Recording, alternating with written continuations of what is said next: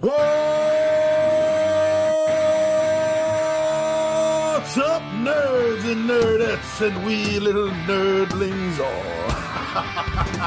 It's your buddy Big Johnny G for Two Gun Pixie presents Legendary Gaming. Shut up and sit down. Thank you for joining me for Tabletop Takeout Tuesday. I'm your buddy Big Johnny G, and we do this episode every Tuesday. We do a Tabletop Takeout. And, we do a video every day of the week. Some days we do several. And today I want to give you the bullet points as to why I've enjoyed a game. That's what Tabletop Takeout is. It is not a full review, it is bullet points. Points of interest that let you know what myself, Tom Bulo, the 20-Sided Warriors, my wife, what any of us have really felt and thought about a game that we've played over the years. And now I want to tell you about Bigfoot versus Yeti. So this is by Shoot Again Games and is a standalone sequel, not a sequel, and a continuation, without being an expansion or an add-on, a continuation of an earlier hit card game they had called Conspiracy. And this is a little bit more of a focused version, maybe you could say, of that title. But yeah, this is a fun little game. The title is inspired about the fact that Yeti is upset with his cousin Bigfoot getting all the attention in the media. Clever and cute and fun. And I think that defines this game. Defines most games by Shoot Again Games, actually. Very family-friendly titles, including this, that are going to be fun to sit down around the table and play for a few hours. Now, this is a hand management game, which I enjoy, and this is also a set collection game. The concept of the game is that you are cryptozoologists, and you are trying to get proof to be able to inform the public that these creatures, Bigfoot, Yeti, the Loch Ness Monster, Jersey Devil, that they're all real. Or at least the one you're trying to prove is real. I mean, everyone else is nuts. Your theory is 100%. And that's where the competition comes with the other players, is that you're all working not necessarily against each other, you're working for yourself. But it brings in another aspect of the game that I've enjoyed, and that's the discard pile. Now, I don't think I have a lot of call or reason to talk about discard piles in many of the videos I've shot over the years. But I want to mention this because the use of the discard pile in this game is what they call the tabloids.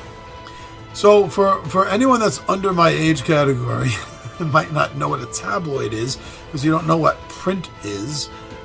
Tabloids were cheap newspapers that had sensationalized, mostly either made up or the truth extremely stretched to make these paranormal tales in most cases. So with the discard pile in this game being the tabloids, it can be used against the other players there. The more stories, like if you're trying to prove Loch Ness Monster is real, and one of your opponents is trying to prove the Jersey Devil is real, then every bit of evidence you find about the Jersey Devil, you can throw in the discard pile, which means you're just giving it to the tabloids. And therefore, everyone reading it, everyone seeing it, the civilian society at whole, they just take it as a joke. And this way you get to work against the other players while still trying to prove your theory, your crypto is correct, is real. That's proven a lot of fun every single time this game has hit the table. Now, I think one thing, besides the fun aspect, there's great artwork to this game. The artwork is so 100% on the mark for thematically correct. It doesn't make you feel like you are, looking at clues, looking at things on television shows, photographs, tabloids. It really pulls that in. But I gotta say that other than the cards, and what I mean here is the luck of the drawer. That's really pretty much the only luck in this entire game. If you're sick and tired, or maybe just for the moment had enough of luck and heavily luck-based games, this is something you might want to consider, because with the only real luck in this game being the drawing of the cards and everything else coming down to your strategy, how you want to play things into and out of your hands and into your pool of collected evidence and into the discard pile of tabloids, all of that, it's strategy. So if you're looking for a game that's really going to, work your mind and getting into thinking of plotting and planning and strategizing, this is a game you're going to want to look into. Now, as I've been saying from the beginning, this game is a game of cryptozoology and conspiracies. I think that's a really fun concept, a really fun thought, and to have it in a board game, it's not a subject that's overly used, and it's a free thought, it's a free concept, it's a free IP. Nobody owns the concept of Bigfoot or Greys or flying saucers or Jersey Devil, Loch Ness Monster, Ogopogo, or the Beast of Bray Road. None of these are owned concepts, people. These are free thoughts, free ideas, and when so many individuals, and I've done this a little bit in the past myself, and so many individuals want to kvetch and bitch about the fact that, the board game market seems to be overflowing with zombie games and Cthulhu titles. That's because they're free to use.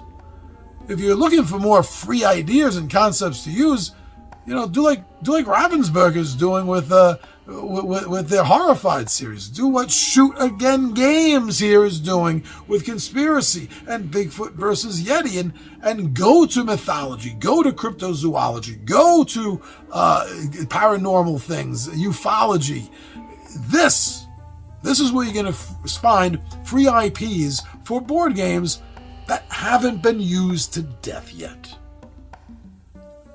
And Shoot Again Games really does use a lot of lesser used concepts and ideas, like a superhero cafe for one game. for this one right here, you have Bigfoot and Yeti, and another one, it's all conspiracies. Another game is all about Atlantis. Use more of these concepts, people. Look at Shoot Again Games and see how they're drawing their inspiration from. Because let's face it, no matter how much I may enjoy Cthulhu and zombie games, I'd much rather see more cryptozoology and ufology games on the market. Let's start flooding it with that for a while. But until then, go get more information.